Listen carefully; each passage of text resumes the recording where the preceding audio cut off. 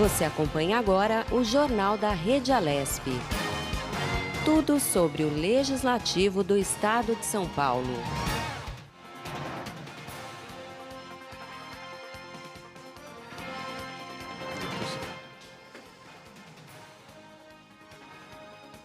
Bom dia, você ligado no Jornal da Rede Alesp. Hoje é 23 de março de 2020, segunda-feira. Eu sou Guga Mendonça e esse é o seu Jornal da Rede Alesp, hoje especial, com utilidade pública, prestando serviço em tempos difíceis. Comigo aqui ao meu lado, tudo bem, Thay? Tudo bem, bom dia.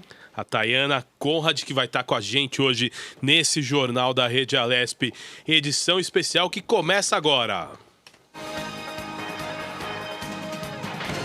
Jornal da Rede E o Alesp. governador João Dória anunciou medidas no estado de São Paulo na tentativa de ajudar a conter a pandemia do coronavírus no planeta.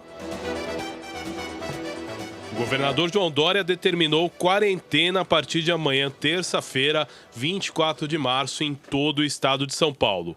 A medida é para intensificar o combate ao coronavírus. Em uma entrevista coletiva no sábado, no Palácio dos Bandeirantes, sede do governo paulista, o governador fez algumas recomendações ao anunciar a quarentena. Primeiro, aquilo que já falamos ontem, voltamos a repetir hoje, e faremos isso sempre, até o final desta crise. Protejam especialmente as pessoas com mais de 60 anos. E você que tem mais de 60 anos e pode permanecer em casa, trabalhar remotamente, fique em casa. Você que é filho, você que é irmão, você que é parente de pessoas com mais de 60 anos, ajude a que elas compreendam a importância de permanecerem em casa e não saírem das suas casas de forma alguma. Esta população, ao lado daqueles que tenham diabetes e outros problemas, conforme serão elencados aqui pelo Dr. Davi Wipp, devem permanecer em casa, apenas em casos de urgência, e aqueles que estão trabalhando em áreas essenciais aos serviços públicos e aos serviços privados é que poderão sair das suas casas. Todos os demais, pessoas com mais de 60 anos, devem permanecer em casa. Fiquem em casa. Esta é a grande recomendação. Convivam em família. A crise vai trazer lições importantes, dores, tristeza, mas traz também solidariedade e a capacidade da volta das pessoas ao convívio em família, com seus pais, com seus avós, com seus filhos, seus irmãos, suas irmãs, suas esposas, seus maridos. É o momento da família, e a família deve estar unida numa circunstância dessa grave crise que estamos passando no momento. Não é possível vencer uma guerra, sobretudo uma guerra de saúde, sem a solidariedade de todos, absolutamente todos. Jornal da Rede Alesp. E o governo de São Paulo determinou quarentena em todos os 645 municípios do estado. Durante a entrevista, ele pediu solidariedade. Sejam solidários. É mais do que nunca o momento é de solidariedade, compaixão, compreensão, entendimento, a boa palavra, o uso do telefone para uma palavra de apoio, de conforto, de consideração e de amizade. Não é hora de brigas, não é hora de separações, não é hora de conflitos, é hora de solidariedade e união dos brasileiros de São Paulo. Criem novos hábitos. A vida dentro de uma casa, de um apartamento, onde você vive, onde você reside, numa mudança como essas que estão sendo determinadas e cada vez mais intensificadas e recomendadas, exigem mudanças de hábitos. Façam essas mudanças, compreendam a situação de uma guerra que nós estamos enfrentando. Há um prazo para isso, mas enquanto este prazo não for vencido, não for cumprido, todos nós temos que saber como superar. E a mudança de hábitos faz parte deste novo comportamento. Façam as suas orações. Todos nós temos o nosso Deus, todos nós temos a nossa religião. É importante que você, da sua casa, não frequente templos, não vá a nenhum tipo de igreja nem templo. Essa é uma recomendação, não para desmerecer a oração presencial, mas ela pode ser feita da sua casa, com seus familiares, assistindo à televisão, ouvindo a missa no rádio, acompanhando pela internet os seus pastores, os seus líderes, os seus padres, aqueles que lideram diferentes igrejas no Brasil e estão todos adaptando o formato das suas missas, dos seus cultos e das suas manifestações. Jornal da Rede Alesp. Dória aproveitou para mandar um recado para os profissionais de saúde que prestam atendimento aos doentes que estão na linha de frente nesta luta contra o coronavírus. A nossa irrestrita solidariedade e apoio aos profissionais de saúde, da área pública e da área privada. Vários estão se sacrificando, não saindo de hospitais, não saindo dos centros de atendimento, sejam públicos ou privados. Muitos estão dormindo já há vários dias para atender a população que mais precisa. Sejam solidários com estas pessoas. E nós aqui estamos sendo, no município e no estado, absolutamente solidários e apoiando estes profissionais. Sejam eles da rede privada, sejam eles da rede pública. Compreendam e apoiem o trabalho desses profissionais. E se pudermos daqui, você que é profissional de saúde, está nos assistindo, nos ouvindo e nos acompanhando neste momento, o nosso aplauso a você, a nossa sensibilidade de reconhecer o seu trabalho e a importância daquilo que você faz para salvar vidas. Jornal da Rede Alesp. E ele anunciou que as medidas valerão até o dia 7 de abril.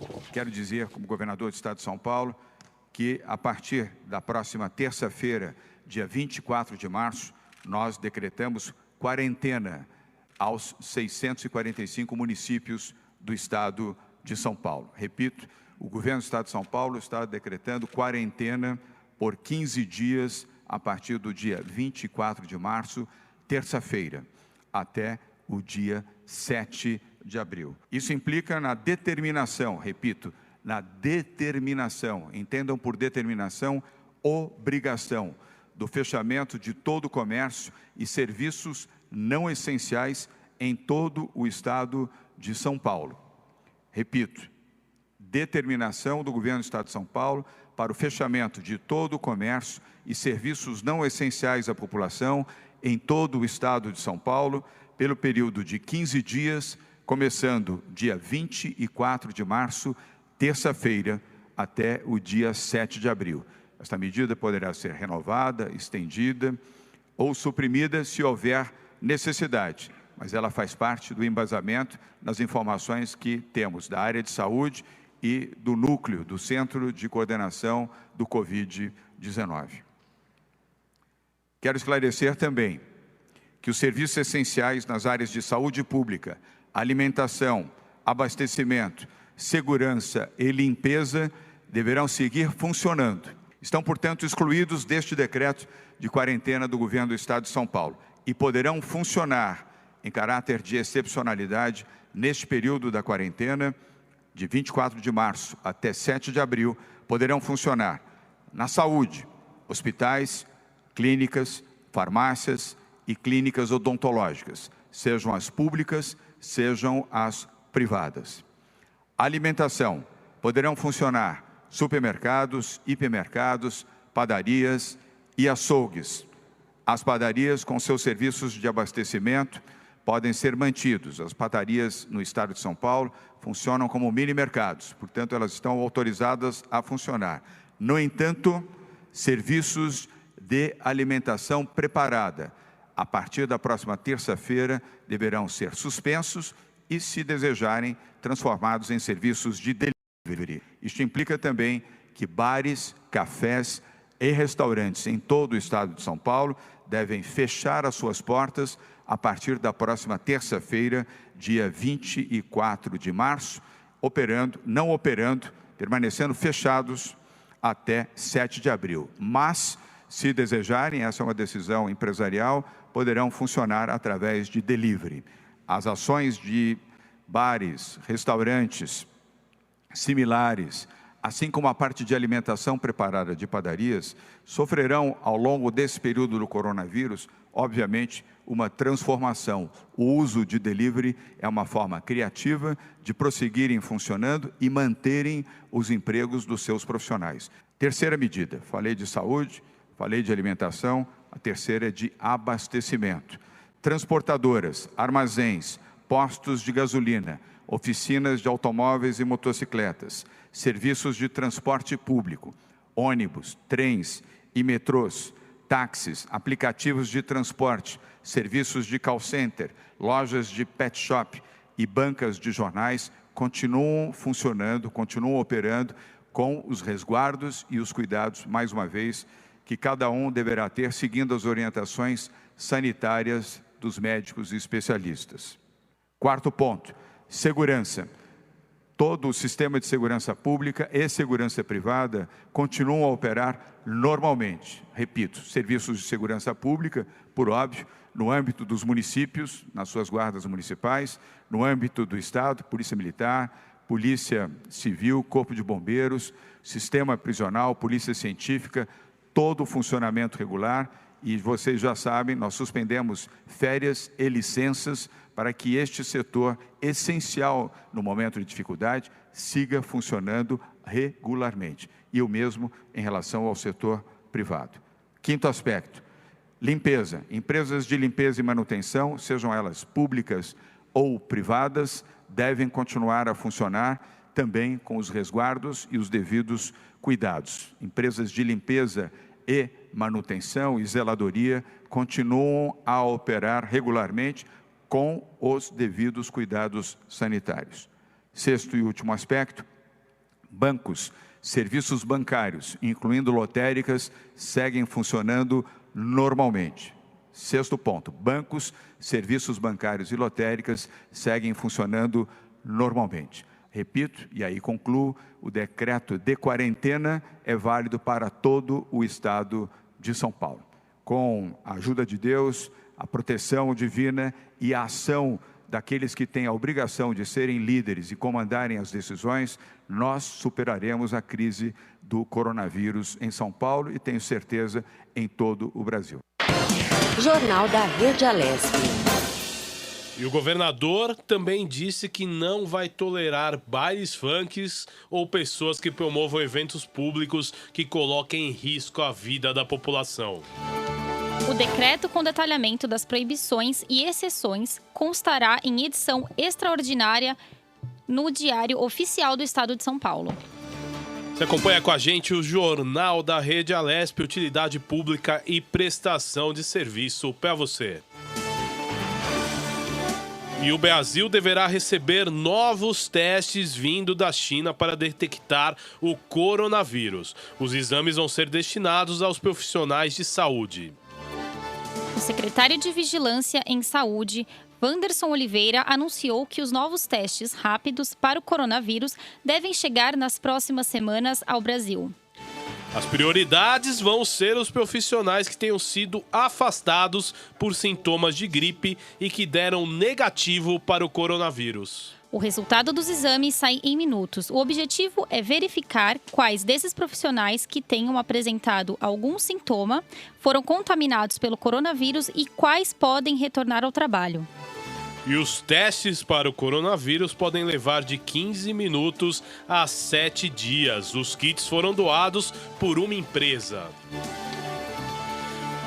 E o mundo enfrenta a pior crise do planeta com a disseminação do coronavírus, o que provoca uma crise na saúde pública. O Covid-19 mudou os hábitos da população mundial. O home office passou a ser a melhor opção de trabalho durante este isolamento social, para evitar a transmissão pelo contato próximo com pessoas que estejam infectadas pelo vírus.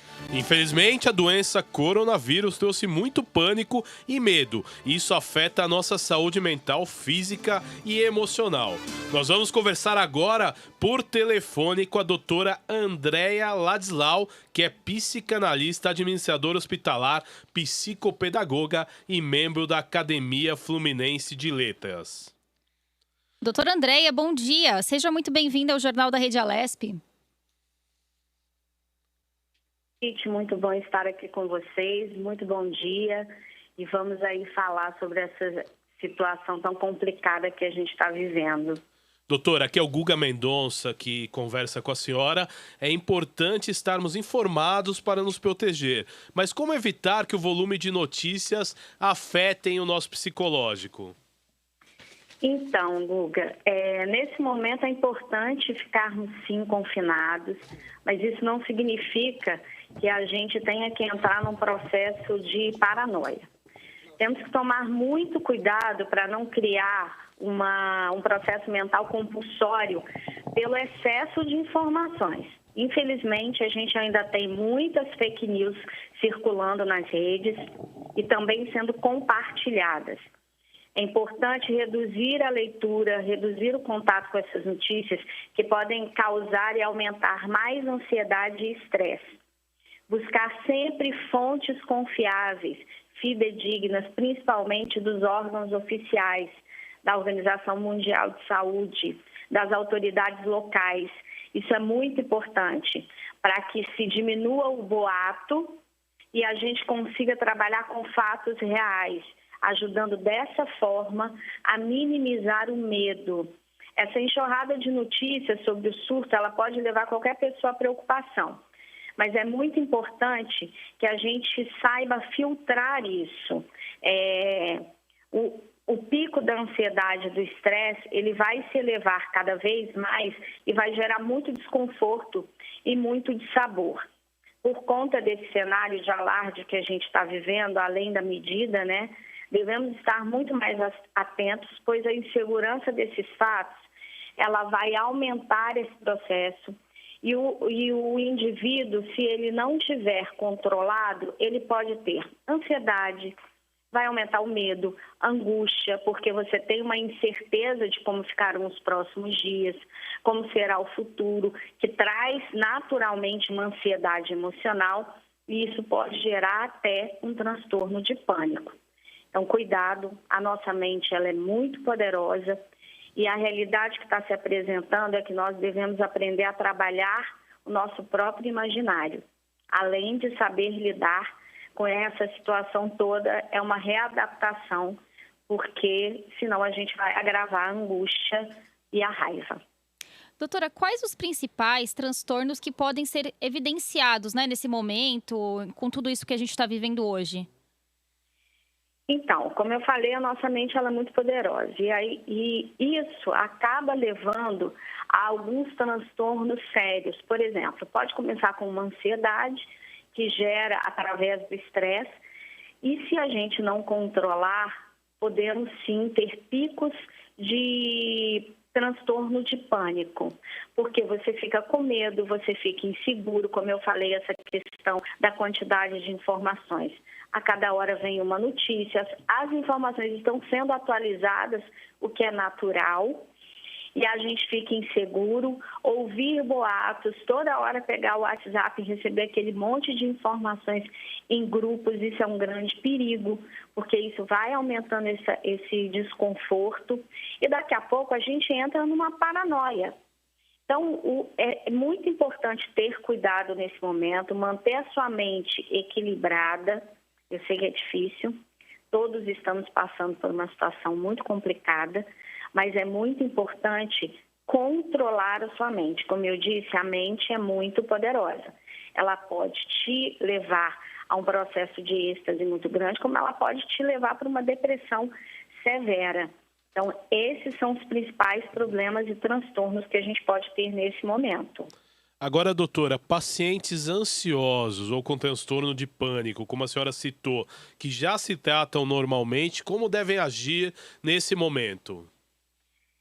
Então, quando a nossa mente ou o nosso inconsciente são levados ao limite do estresse, de medo e sem um mínimo suporte emocional, aliado a esse bombardeio de informações que muitas vezes não são filtradas, de fontes pouco confiáveis dentro de uma pandemia, que é o que a gente está vivendo, a tendência é que os transtornos que já existem nessa pessoa, eles fiquem mais agravados. Em casos em que a pessoa já tem outros problemas associados, certamente ela pode vir a entrar num ciclo de pressão psicológica muito intenso. Por isso é importante a serenidade, a ajuda profissional. A gente tem aí, está sendo bem noticiado, muitos profissionais psicanalistas, psicólogos e psiquiatras que estão realizando atendimentos online Então, busque essa ajuda, busque essa informação, porque é muito importante. Uma outra coisa também que eu queria falar, é muito importante que a gente consiga desenvolver atividades que desloquem a sua ansiedade e a atenção, para que o foco passe a ser a sua saúde mental. Então, desviar o medo, desviar a pressão, desviar para outras atividades que você consiga minimizar esse afetamento que a gente está vivendo hoje. Então, busque ajuda profissional, mesmo que seja online, mas é muito importante, nesse momento, controlar a nossa ansiedade. Esses transtornos psicológicos, eles podem atingir a todos, né? Inclusive os profissionais de saúde. E Sim. como esses profissionais eles podem fazer para se manterem equilibrados, né, emocionalmente nesse momento, até para poder atender aí toda a população que vai precisar da ajuda deles? Então, eu sou da área da saúde há muito tempo e a gente realmente está passando por um momento extremamente delicado para todos os profissionais, não só os da saúde, mas das atividades essenciais que não podem aderir ao sistema de quarentena, principalmente os da saúde. O gerenciamento dessa saúde mental deles e o bem-estar psicossocial durante esse momento, ele é crucial para que se consiga manter uma saúde física e emocional equilibrados. É importante utilizar métodos para se adequar a essa nova realidade, como nos momentos, tentar buscar alguns momentos de pausa e de descanso entre os turnos. A gente tem notícias e está sendo informado que muitas pessoas estão tendo que mudar suas escalas de trabalho, aumentar o seu turno porque colegas estão precisando, ou porque são do grupo de risco, estão precisando ficar em sistemas de quarentena. É importante tentar também cuidar da alimentação. É um momento complicado, mas procure cuidar da alimentação, que isso vai fazer toda a diferença. E nos poucos momentos que puder ficar com a família, realmente tentar se desligar. Porque enquanto a gente está nesse processo, a cabeça não para. E a longo prazo, isso pode só aumentar. É um cenário sem precedentes para muitos trabalhadores, especialmente para aqueles que nunca participaram de respostas semelhantes num processo de crise ou de pandemia. Então, por isso, quem já tem alguma experiência sabe que é importante utilizar o que deu certo no passado e tentar se organizar de forma a reduzir o estresse. A gente não está numa corrida, é uma grande maratona, eu costumo dizer isso. Então, para aqueles profissionais que, pelo trabalho, por estar em contato com o paciente, com alteração de escala, inclusive com menos tempo com a família, ou até afastado das suas famílias, para evitar a contaminação, é muito importante a gente tentar enfrentar esse momento com o melhor processo de serenidade possível. Aproveite a tecnologia, contacte seus familiares, seus entes queridos pela internet, pelas redes sociais, porque ouvir o outro, falar com o outro também é muito importante. Doutora, o paciente que foi testado positivo e está em casa isolado em quarentena, deve evitar assistir o noticiário nesse período? Como tratar a ansiedade e o tédio pela solidão, que muitas pessoas vão ser pegas de surpresa? De repente está sozinho em casa, é diagnosticado e tem que ficar sozinho, né? Sim, com certeza. Bom, evitar a pressão psicológica mental por esse excesso de acontecimentos que a gente vive hoje com essa pandemia é de extrema importância. Nesse momento, o mais sensato a se fazer é filtrar, como eu já falei, tudo que a gente lê, tomando cuidado. Todos estão envolvidos nessa atmosfera e, infelizmente, não tem como ser diferente. Mas cada um pode fazer a sua parte. O importante é a gente não tentar se impressionar com tudo que a gente vê e lê, focar apenas as informações dos órgãos oficiais, porque quem está em quarentena acaba querendo ver tudo. Tomar cuidado com esses conselhos de grupos de fake news que geram esses boatos, ter mais responsabilidade e sensatez, não se descuidando da sua própria segurança e cuidando da sanidade mental. Procurar a gente vai precisar mudar as nossas rotinas, já estamos precisando mudar e já foi necessário fazer isso, as rotinas e as tarefas regulares.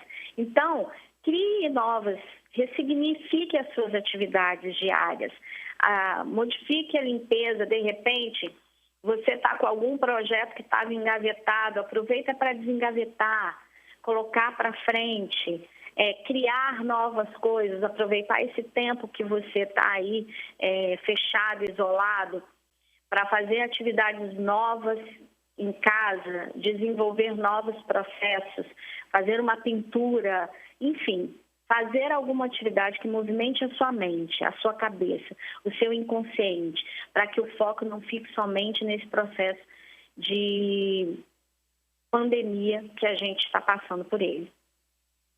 Doutora, e como a família de um paciente infectado pode manter esse equilíbrio emocional num momento difícil como esse? Bom, primeira coisa que eu digo gente, a gente tem que ser otimista. Vamos ter que ser positivos, optimistas, tentando levar, boas mensagens, positividade para quem, infelizmente, hoje tem muita gente que só está enxergando o escuro. Já que os contatos físicos eles estão restritos para a gente evitar esse vírus, e é importante mesmo que seja restrito, a gente também não pode produzir um exército de pessoas ansiosas, depressivas e com menos esperanças. É importante a gente não desistir de sonhar, não perder a nossa capacidade de planejar o futuro, que é um dom tão incrível do ser humano. Aprendendo a cuidar do nosso emocional, assim, a gente pode ativar as boas energias e, dessa forma, produzir melhores resultados para o nosso sistema imunológico. Quanto mais energias boas, pensamentos bons eu tiver, mais eu vou melhorar as minhas respostas imunológicas. Isso é fato. E vai fortalecer sua saúde mental e sua saúde física. Então, aproveite esse momento de isolamento para resgatar também o diálogo, mesmo que seja online, o contato com as pessoas que a gente ama e que muitas vezes a gente, pela correria, a gente perdeu isso. Então, mesmo que seja online, resgate isso. É hora de aprender a ressignificar, obedecer às regras da Organização Mundial de Saúde e, com muita sensatez, serenidade e equilíbrio, encontrar medidas para que a gente possa se adaptar a essa nova realidade. Eu acredito que dessa forma a gente pode manter a nossa sanidade, ajudar quem está à nossa volta, evitar doenças psíquicas que podem levar ao pânico e também evitar a potencialização do descontrole mental, além, claro, de diminuir e evitar uma contaminação temida. Doutora, como manter a inteligência emocional, em meio a esse caos? Qual que é a sua mensagem final aí pra gente? Bom, como eu falei, esse momento é um momento que a nossa mente, ela pode até levar esse confinamento, entender esse confinamento como uma forma de punição, como um castigo. E tudo que a gente recebe do mundo exterior, ele vai nos afetar. Então, a inteligência emocional, ela vai se manter a partir do momento que você aprender a acalmar o seu interior, ter um autoconhecimento para diminuir e desassossegar essa angústia, a insegurança e a solidão que, infelizmente, a gente está tendo que ficar um pouco mais recluso, ficar mais sozinho. E a inteligência emocional, ela vai se fortalecer a partir do momento que você trazer, como eu falei, essas boas energias e esses bons pensamentos. É um momento que vai passar, mas que depende de cada um de nós.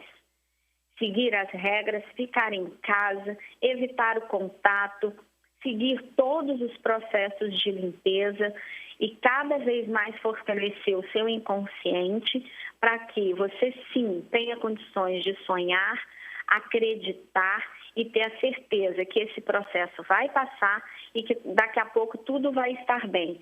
Mas se fortaleça, não entre em pânico, não entre num processo de angústia que pode te levar à depressão e procure, sim, levar boas mensagens. Quando eu levo para o outro, eu também estou carregando para dentro de mim. Então, leve boas mensagens, leve boas informações, procure ajudar o outro com uma boa palavra, que isso vai te ajudar também emocionalmente. Doutora Andréia Ladislau, eu quero agradecer a sua participação no Jornal da Rede Alesp de hoje. Muito obrigado. Obrigada. Obrigada a vocês, tenham um bom dia. Esta foi a psicóloga Andréia Ladislau participando do Jornal da Rede Alesp de hoje. E vamos lá. Com o avanço do novo coronavírus no Brasil, vários setores já admitem perdas financeiras bilionárias, sem precedentes em tão pouco tempo.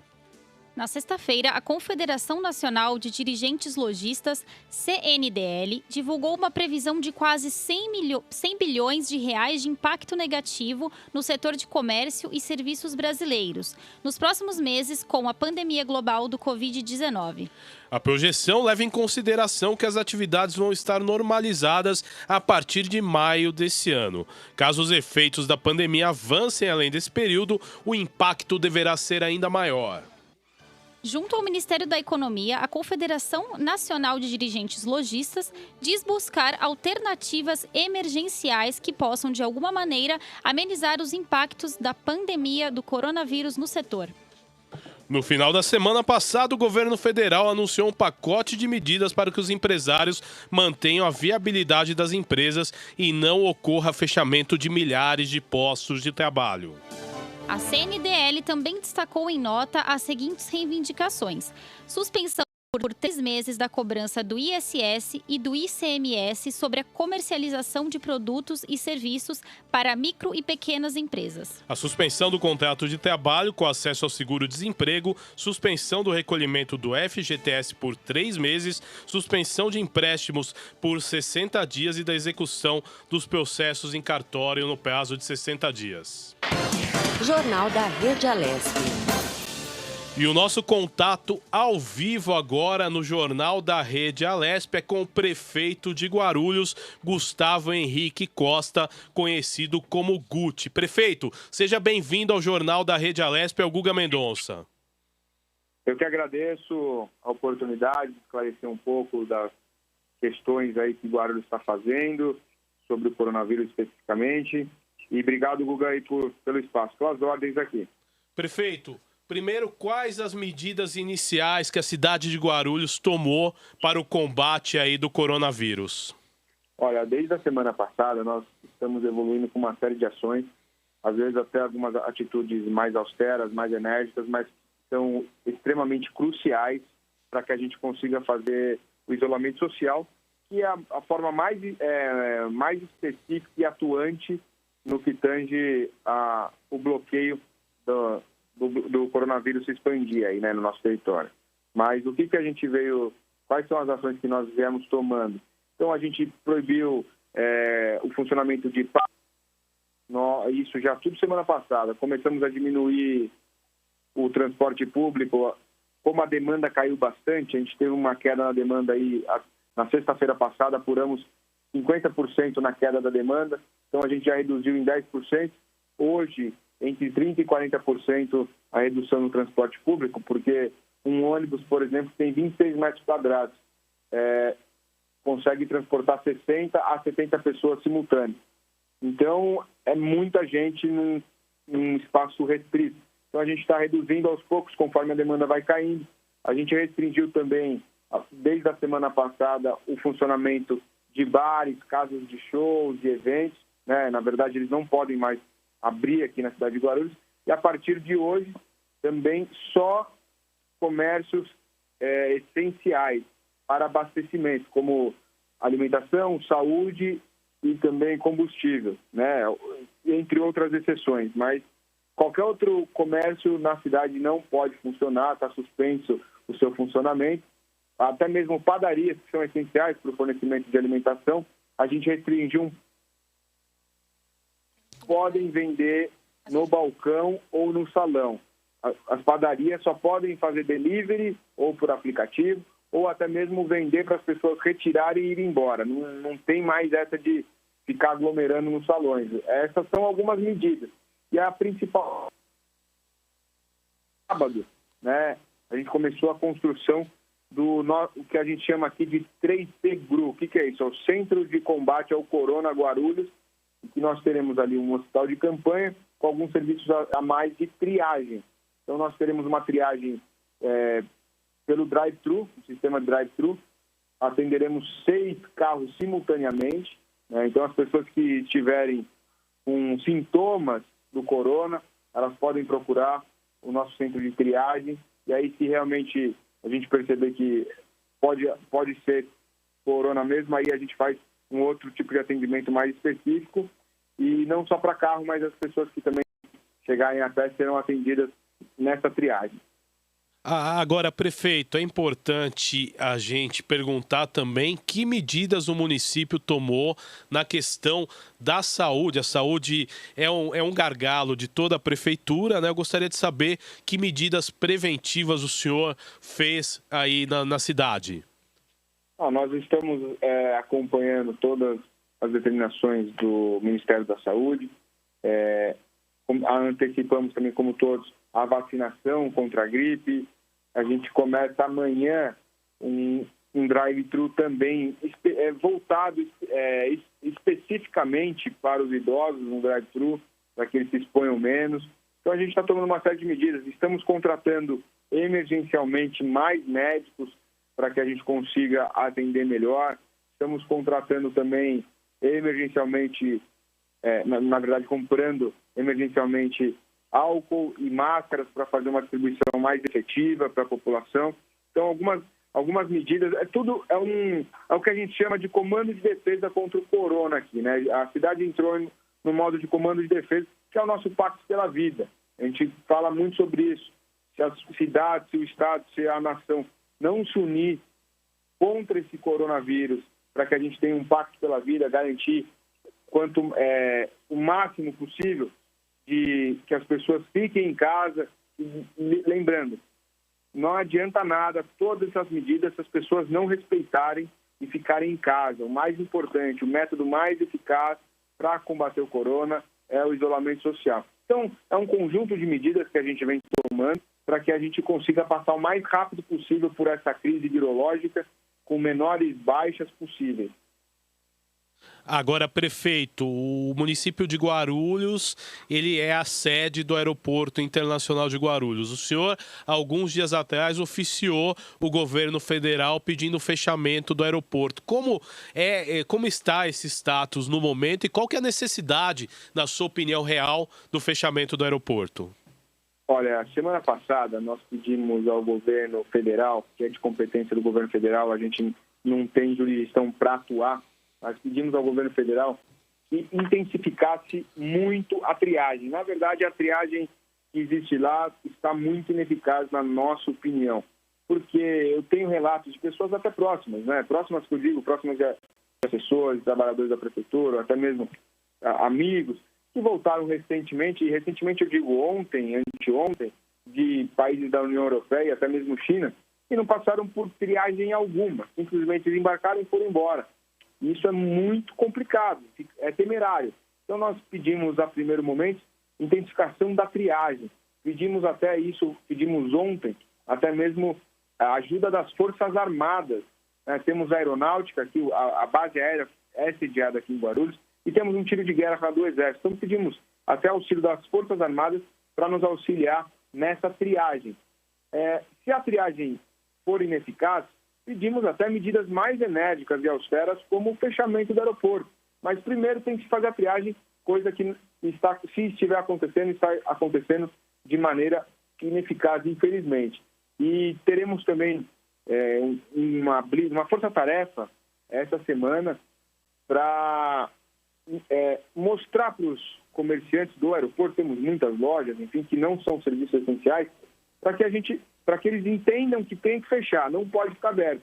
E, se necessário, até multas vamos multar, porque não é nosso objetivo. Depois dessa crise biológica, vai vir, já está vindo, uma crise financeira. Então, o nosso objetivo não é multar ninguém, não é lacrar ninguém, mas se preciso for, e não só para o aeroporto, mas para toda a cidade, se preciso for, a gente vai ter que multar, vai ter que lacrar, porque as pessoas precisam entender que o principal meio de contágio é através do contato social, seja de maneira direta ou indireta através de objetos, né? Então, o vírus só se propaga assim. Então, por isso que o isolamento social, na nossa visão, e obviamente da Organização Mundial de Saúde e do Ministério da Saúde, é a maneira que tem que ser feita. Os países que fizeram isso da forma adequada estão tendo menos problemas. Os países que não conseguiram fazer e acordaram tarde estão sofrendo muito com o coronavírus. E como a gente está vendo esse filme, se há alguma coisa positiva disso tudo, é que aqui o vírus está chegando um pouco depois. Então, a gente tem a oportunidade de aprender o que deu errado e o que deu certo. E isolamento social é palavra de ordem para que a gente respeite o Pacto pela Vida. Agora, hoje queremos uma blitz aí em toda a cidade e no aeroporto também. Várias blitz, né? legal, é importante o senhor detalhar essas medidas que o senhor vem tomando de forma preventiva, porque é importante a gente ressaltar que o isolamento social nesse momento é o mais importante. Agora, prefeito, eu não posso deixar de perguntar, a sua cidade é um dos maiores PIBs do estado de São Paulo, né?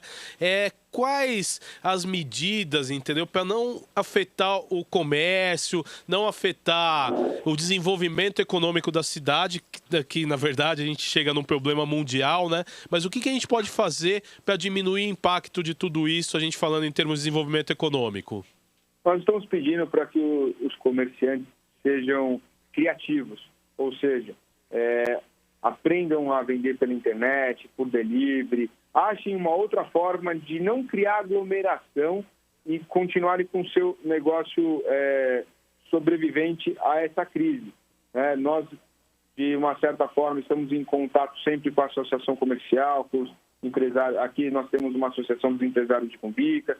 Nós estamos em permanente discussão com eles para ver de que forma que a gente pode ajudá-los. Então, nós já estamos dialogando também com a nossa fornecedora de energia e de água, que é a Sabesp e EDP Energia, para que eles não cobrem multa daquelas pessoas que, por eventual problema, não conseguirem pagar nesse período que a gente está combatendo o coronavírus, e até mesmo o corte do fornecimento de energia e água, a gente está pedindo também que eles não façam esses cortes para ajudar essas pessoas. Mas o governo federal liberou 55 bilhões de reais para ajudar também o comércio em geral, as indústrias, e nós aqui também estamos fomentando muito que os guarulhenses comprem no comércio local. Por exemplo, as grandes redes, Starbucks, McDonald's e grandes restaurantes aí de cadeias, eles não vão sucumbir a essa crise, a gente tem certeza disso. Mas os pequenos comércios, os comerciantes locais, eles podem sucumbir a essa crise, então a gente está incentivando, criando campanhas junto à Associação Comercial para que o guarulhense compre nesses pequenos comércios. Agora, prefeito, eu gostaria, para encerrar a entrevista, que o senhor deixasse uma mensagem aí para a população de Guarulhos e de todo o estado de São Paulo das medidas preventivas que eles devem tomar.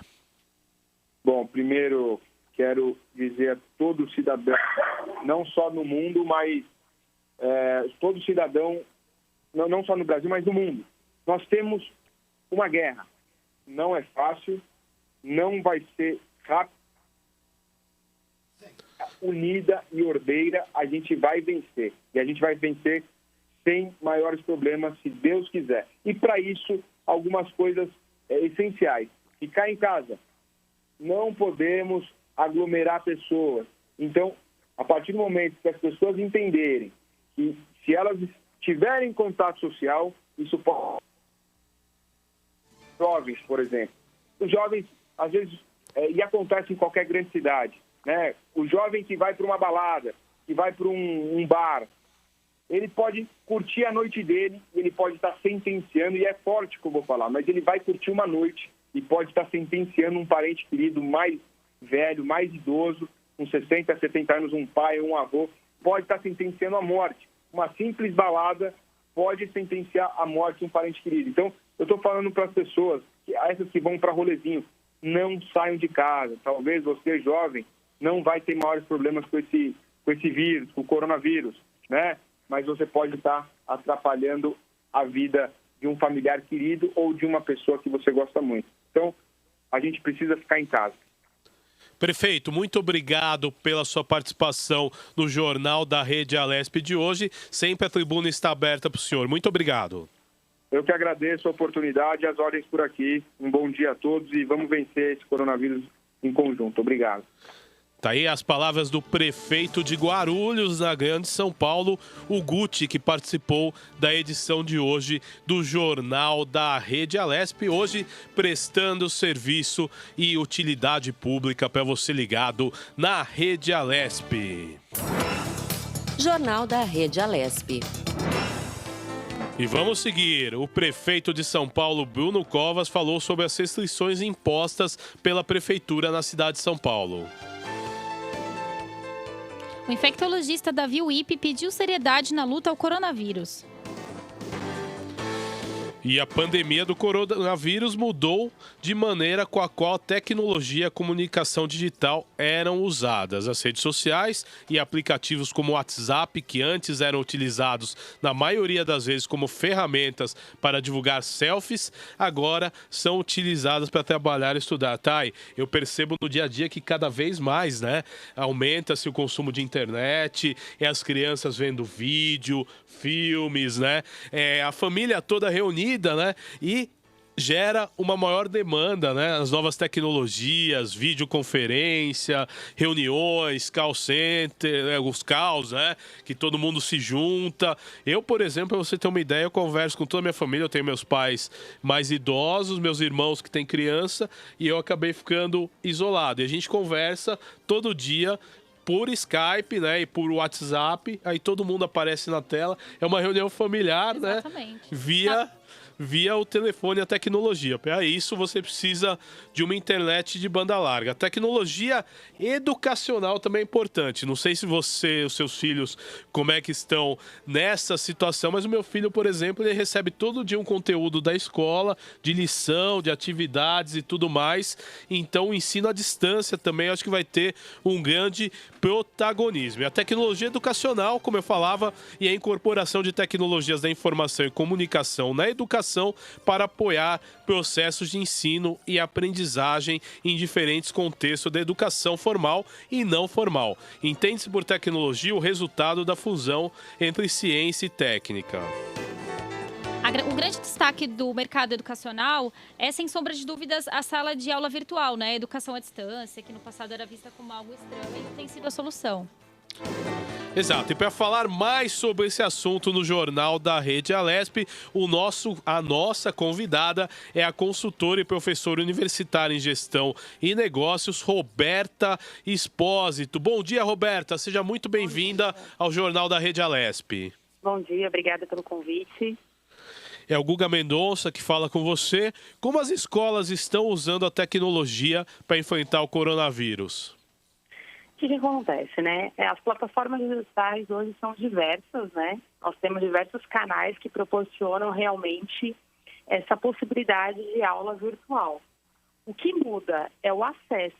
O grande desafio é que nem todas as escolas possuem esse acesso. Então, hoje nós temos alguns canais que são gratuitos e outros que são pagos, e as escolas vêm contratando esse tipo de ferramenta. Mas é muito possível ter aula digital, Agora, é importante também como o coronavírus impacta no ensino básico e no ensino superior brasileiro.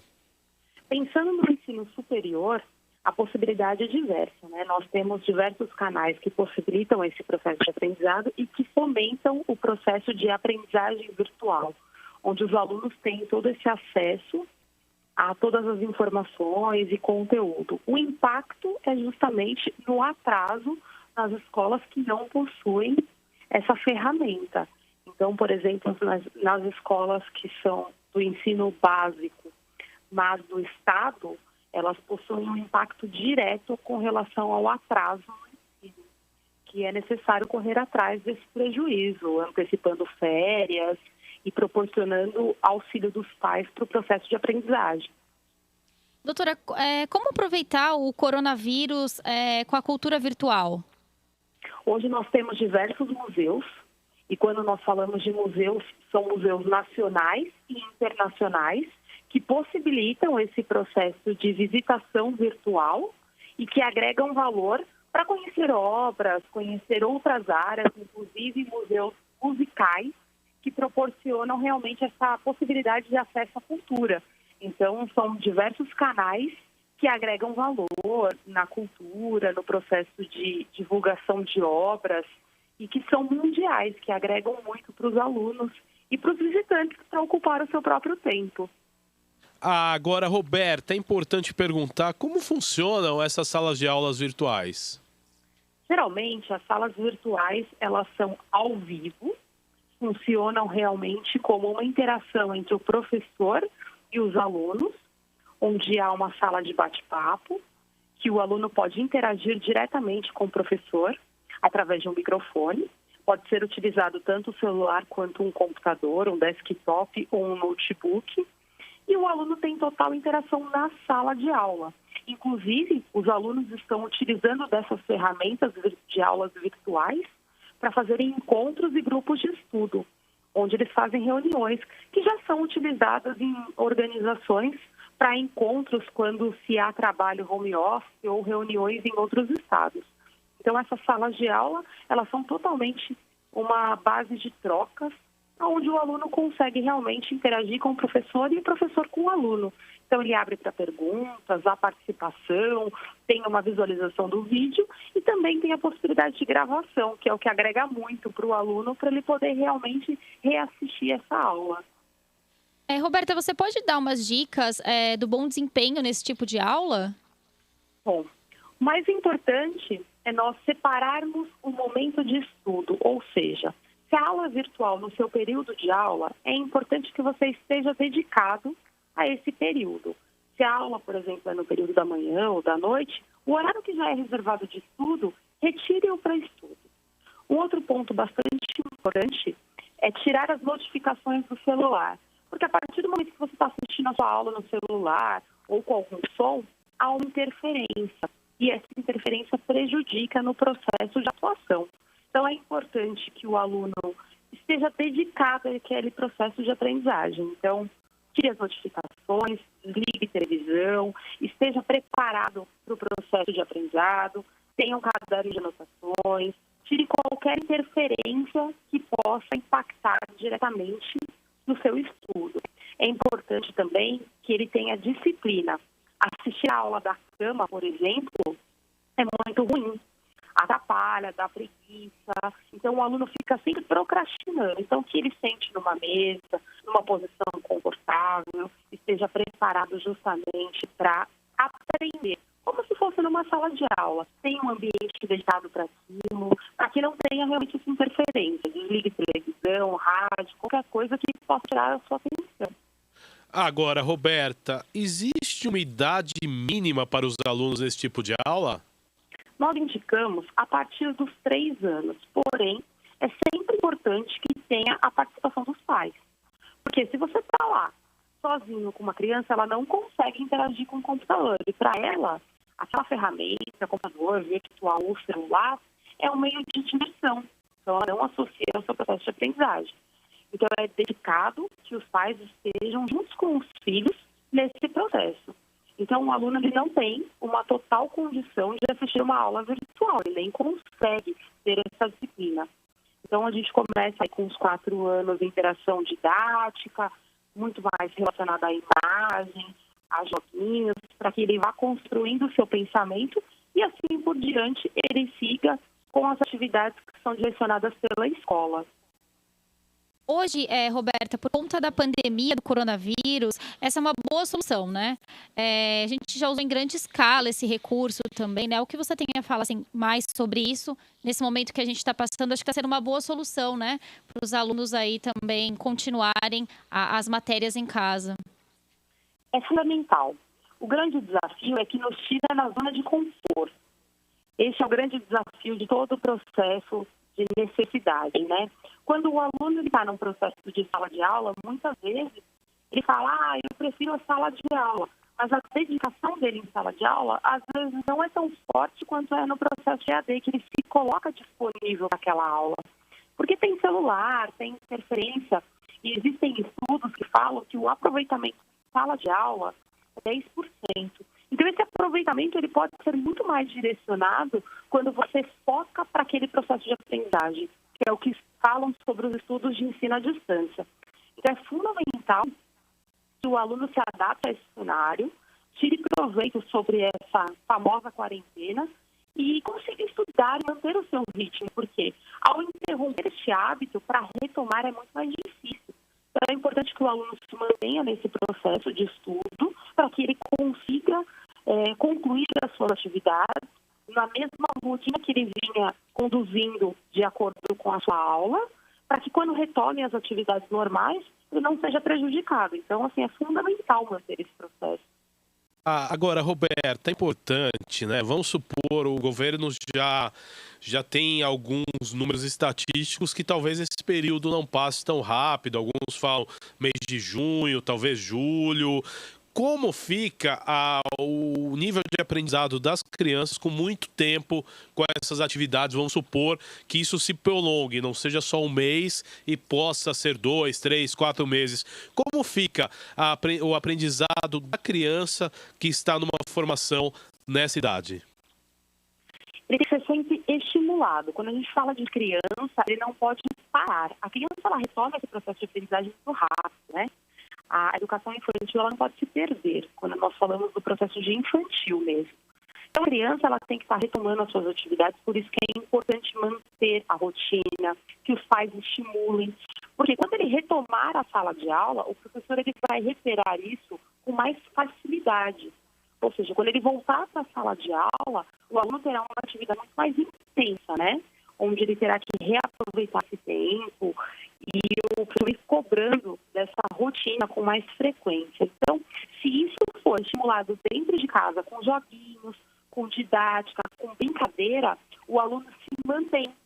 E para essa retomada em sala é mais fácil. Então, o que pode se fazer é sempre estimular dentro de casa, para que dentro da sala de aula isso seja muito mais proveitoso. E realmente isso pode levar aí uns 3 a 4 meses para que não tenha realmente uma perca, né? Porque quando existe essa perda de tempo e esse desperdício de aprendizagem, o aluno tem que retomar o que é importante, né? Agora, estamos chegando no final da entrevista, Roberto, mas eu gostaria que você deixasse uma mensagem para os pais, como organizar melhor seus filhos nesse momento, em termos educacionais, também os pais que têm um pouco de dificuldade, né, em lidar com a tecnologia, como eles devem agir nesse momento. Eu gostaria que você falasse sobre isso. Nós temos que quebrar os nossos paradigmas em dizer que nós não aprendemos virtualmente. O que acontece? Nós achamos e nós somos condicionados a entender que estudar à distância é ruim, né? Nós somos prejudicados a isso. Porém, quando nós precisamos tirar uma dúvida de como montar alguma coisa ou como fazer uma receita, nós recorremos a vídeos que nos ensinam em canais gratuitos na internet que nos possibilitam esse aprendizado. Isso nada mais é do que adquirir conhecimento à distância. Então, nós precisamos nos fomentar de novos aprendizados, os pais precisam quebrar esses paradigmas, tirar a palavra do não consigo, não consigo ajudar o meu aluno, meu filho, e proporcionar a ele uma nova mentalidade, o quanto pode ser produtivo e o quanto ele também pode aprender com esse novo processo. Por quê? Daqui a 10 anos, isso será muito mais comum do que nós imaginamos. Será aleatório, onde o professor quer ou não, ensinar pessoalmente e utilizará isso como ferramenta. Então, é uma possibilidade que nós estamos tendo de antecipar esse processo para que, quando lá na frente ele já for obrigatório, nós já caminhemos de forma natural. Então, fiquem tranquilos, pais, que vocês vão tirar de letra isso e já passaram por desafios muito maiores. Tá certo. Roberta Espósito, eu quero agradecer a sua participação no Jornal da Rede Alesp de hoje. Muito obrigado, até o próximo encontro. Obrigada, bom dia a todos e boa semana.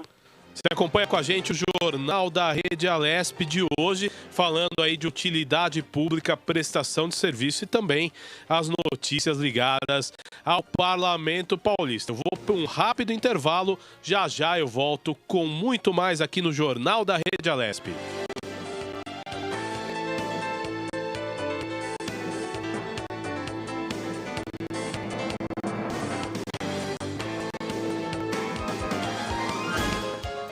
Você acompanha Jornal da Rede Alesp.